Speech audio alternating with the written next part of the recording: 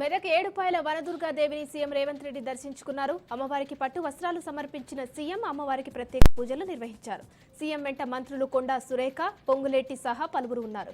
35 కోట్ల రూపాయలతో ఏడుపాయల ఆలయ అభివృద్ధి చేయనున్నట్లు తెలిపారు. మెదక్లో పలు అభివృద్ధి పనులకు 750 కోట్ల రూపాయల నిధులు కేటాయించనున్నట్లు తెలిపారు. అనంతరం క్రిస్మస్ పర్వదిన సందర్భంగా మెదక్ చర్చిలో ప్రత్యేక ప్రార్థనల కార్యక్రమంలో పాల్గొన్నారు. కేమ్స్ ఆసుపత్రిలో చికిత్స పొందుతున్న శ్రీతేజ్ను సినీ ప్రముఖులు పరామర్శించారు. నిర్మాతలు దిల్ రాజు, అల్లు అరవింద్ శ్రీతేజ్ను పరామర్శించి రేవతి కుటుంబానికి 2 కోట్ల సాయం అందించారు. అల్లు అర్జున్ ₹1 కోటి, మైత్రి మూవీస్ 50 లక్షలు, దర్శకుడు సుకుమార్ 50 లక్షలు అందించారు.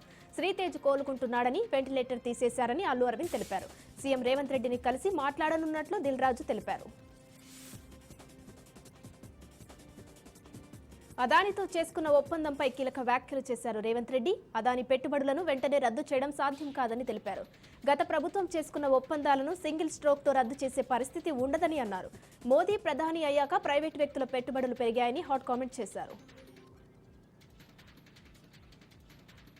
ఏపీ సీఎం చంద్రబాబు నాయుడు ఢిల్లీలో వరుస సమావేశాలతో బిజీగా ఉన్నారు. భారత మాజీ ప్రధానమంత్రి అటల్ బిహారీ వాజ్పేయి శత జయంతి సందర్భంగా ఢిల్లీలోనే సదైవ్ అటల్ వద్ద చంద్రబాబు నివాళులు అర్పించారు. బీజేపీ జాతీయ అధ్యక్షులు జేపీ నడ్డా గారి నివాసంలో ఎన్డీఏ నేతలు సమావేశంలో పాల్గొన్నారు.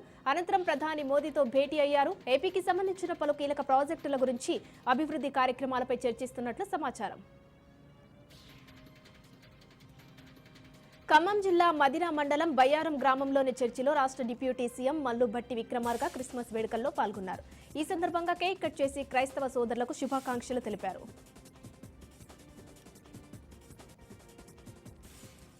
సంధ్య థియేటర్ తొక్కిసలాట ఘటనపై సోషల్ మీడియాలో ఎవరైనా తప్పుడు సమాచారం పోస్టు చేస్తే కఠిన చర్యలు తీసుకుంటామని హైదరాబాద్ పోలీసులు హెచ్చరించారు. ఈ మేరకు ఒక ప్రకటన విడుదల చేశారు. ప్రజలను అపోహలకు గురి చేసేలా వీడియోలు పోస్టు చేస్తే చర్యలు తీసుకుంటామన్నారు. అల్లు అర్జున్ రాకముందే తొక్కిసలాట జరిగినట్లు, కొందరు తప్పుడు వీడియోలు పోస్టు చేసిన అంశం తమ దృష్టికి వచ్చిందని తెలిపారు. ఉద్దేశపూర్వకంగా పోలీస్ శాఖను బద్నాం చేసేలా తప్పుడు పోస్టులు పెడితే పరిణామాలు తీవ్రంగా ఉంటాయని హెచ్చరించారు.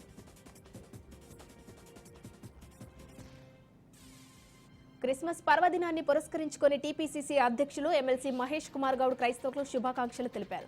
ప్రేమ, త్యాగం, దాతృత్వం, కరుణ కలయికే జీవితమని, మానవాళికి క్రీస్తు మహోన్నత సందేశం ఇచ్చారని అన్నారు. మానవాళిని సత్యపదం వైపు నడిపించేలా క్రీస్తు మార్గం నిర్దేశించారని, క్రీస్తు బోధించిన శాంతి, సహనం, ఔదార్యం ఆచరణీయమైనవని అన్నారు. తెలంగాణలో ప్రసిద్ధ పుణ్యక్షేత్రమైన కాళేశ్వరంలో వచ్చే ఏడాది మేలో జరిగే సరస్వతి పురస్కారాలను ఘనంగా నిర్వహిస్తామని మంత్రి శ్రీధర్ బాబు పేర్కొన్నారు. భూపాలపల్లి జిల్లా మహదేవ్పూర్ మండల కేంద్రంలో కాళేశ్వర దేవస్థాన స్వాగత అర్చిగేట్ నిర్మాణానికి 37 లక్షల రూపాయలతో చేపట్టిన పనులకు మంత్రి భూమి పూజ చేశారు. సరస్వతి పుష్కరాల ఏర్పాట్లపై ఇటీవల మంత్రి కొండా సురేఖ ఆధ్వర్యంలో సమీక్షా సమావేశం నిర్వహించినట్లు మంత్రి తెలిపారు. భక్తులకు మెరుగైన వసతులు, సదుపాయాల కల్పనకు రూపకల్పన చేసినట్లు తెలిపారు.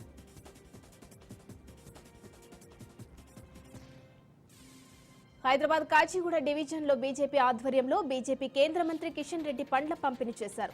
అటల్ బిహారీ వాజ్పేయి శత జయంతి సందర్భంగా శతాబ్ది ఉత్సవాల్లో భాగంగా పండ్లను పంపిణీ చేసిన అనంతరం పారిశుద్ధ్య కార్మికులను సన్మానించారు. వారి సేవలను కొనియాడారు.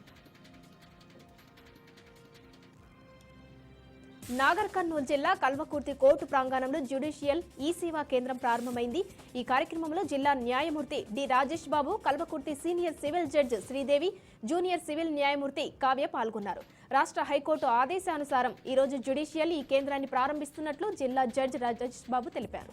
రాష్ట్ర వ్యాప్తంగా వర్చువల్ గా ప్రారంభిస్తున్న ఈ సందర్భంగా నేడు కల్వకుర్తిలో ప్రారంభించామని, న్యాయ విభాగంలో కూడా పేపర్లెస్ కోర్టు నిర్వహణలో భాగంగా ఈ సేవా కేంద్రాన్ని ప్రారంభిస్తున్నారన్నారు.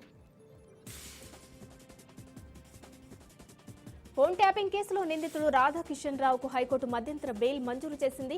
ఆయన మామ అంత్యక్రియలో పాల్గొనేందుకు గాను ఇవాల్టి నుంచి 28వ సాయంత్రం 5 గంటల వరకు ఎస్కార్ట్ బెయిల్ ఇచ్చింది. కుటుంబ సభ్యులను, సమీప బంధువులను కలవడానికి రాధాకిషన్ రావును అనుమతించాలని, అంత్యక్రియలు, ఇతర కార్యక్రమాలకు ఎస్కార్ట్ సిబ్బంది ఆటంకాలు కలిగించకూడదని మధ్యంతర బెయిల్ ఉత్తర్వుల్లో స్పష్టం చేసింది.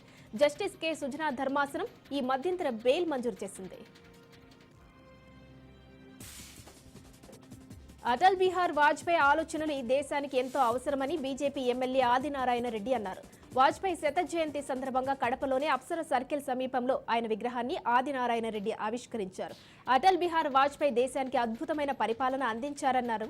ఆయన పరిపాలన కాలంలో తీసుకున్న నిర్ణయాలు ప్రపంచ దేశాల్లో భారతదేశాన్ని అత్యున్నతంగా నిలబెట్టాయని ఆదినారాయణ రెడ్డి అన్నారు. అలాంటి నాయకుల్ని నేటి తరం రాజకీయ నాయకులు ఆదర్శంగా తీసుకోవాలని అన్నారు. కాంగ్రెస్ పై బండి సంజయ్ ఫైర్ అయ్యారు. కాంగ్రెస్ అబద్దాలు ప్రచారం చేస్తుందని మండిపడ్డారు. అంబేద్కర్ ను కాంగ్రెస్ అవమానించిందన్నారు. వాజ్పేయి జయంతి సందర్భంగా ఆయనకు నివాళులు అర్పించారు బండి సంజయ్. భారతదేశ వైభవాన్ని ప్రపంచానికి చాటిన మహనీయుడు వాజ్పేయి అని బండి సంజయ్ తెలిపారు. జయశంకర్ భూపాలపల్లి జిల్లా కాళేశ్వరం ప్రయాణ ప్రాంగణాన్ని మంత్రి శ్రీధర్ బాబు పరిశీలించారు. 1982 నాటి ప్రయాణ ప్రాంగణం స్థానంలో నూతన నిర్మాణాలు చేపట్టాలని స్థానికులు మంత్రిని కోరారు. రాబోయే సరస్వతి పుష్కరాల వరకు ప్రయాణ ప్రాంగణం నుంచి ప్రభుత్వ పాఠశాల వరకు ప్రధాన రహదారి విస్తరణ చేపట్టాలని, పల్లె ప్రగతి వనం స్థానంలో వారసంత ఏర్పాటు చేయాలని, ప్రాథమిక ఆరోగ్య కేంద్రానికి పక్కా భవనం కావాలని మంత్రికి వివరించారు. మంత్రి సానుకూలంగా స్పందించి కార్యాచరణ చేపడదామన్నారు. భారత జాతి గర్వించదగిన నేత వాజ్పేయి అని ఏపీ సీఎం చంద్రబాబు అన్నారు. వాజ్పేయి శత జయంతి సందర్భంగా ఢిల్లీలో ఆయనకు నివాళులు అర్పించారు. దేశం గురించి వాజ్పేయి ఆలోచించే తీరు విలక్షణమైనదని తెలిపారు. ఆయన దూరదృష్టి కారణంగానే నేడు మన దేశం ప్రపంచ దేశాలతో పోటీ పడుతున్నదని చంద్రబాబు తెలిపారు. షేర్లింగంపల్లి నియోజకవర్గం హైదర్ నగర్ నిజాంపేట్ రోడ్డులో తెలుగుదేశం పార్టీ సభ్యత్వ నమోదు కార్యక్రమం నిర్వహించారు. ఈ కార్యక్రమానికి తెలుగుదేశం పార్టీ నియోజకవర్గ ఇన్ఛార్జ్ రాష్ట్ర ఉపాధ్యక్షురాలు నందమూరి సుహాసిని పాల్గొని ప్రభుత్వం నమోదు గురించి, సభ్యత్వం నమోదు చేసుకున్న వారికి కలిగే ప్రయోజనాలు వివరించారు. ఈ కార్యక్రమంలో తెలుగుదేశం పార్టీ నాయకులు కొడాలి రవి తదితర నాయకులు పాల్గొన్నారు. కేంద్ర ప్రభుత్వం విశాఖ స్టీల్ ప్లాంట్స్ ప్రైవేటీకరణలో భాగంగా ప్లాంట్కు చెందిన ఒక యూనిట్ ప్రైవేటీకరణకు రంగం సిద్ధం చేసింది. స్టీల్ ప్లాంట్స్కు చెందిన అగ్నిమాపక కేంద్రం నడిపే బాధ్యతను ప్రైవేట్ సంస్థలకు అప్పగించేందుకు మొదటి అడుగు పడింది. ఇందుకు సంబంధించి ఉక్కు యాజమాన్యం ఆసక్తి వ్యక్తీకరణకు దరఖాస్తులు ఆహ్వానించింది. స్టీల్ ప్లాంట్స్కు చెందిన పలు కీలక విభాగాల్లో అగ్నిమాపక సేవలు అందించడానికి ఆసక్తి ఉన్నవారు సంప్రదించాలని కోరింది. అదేవిధంగా అడ్మినిస్ట్రేషన్, బిల్డింగ్, హాస్పిటల్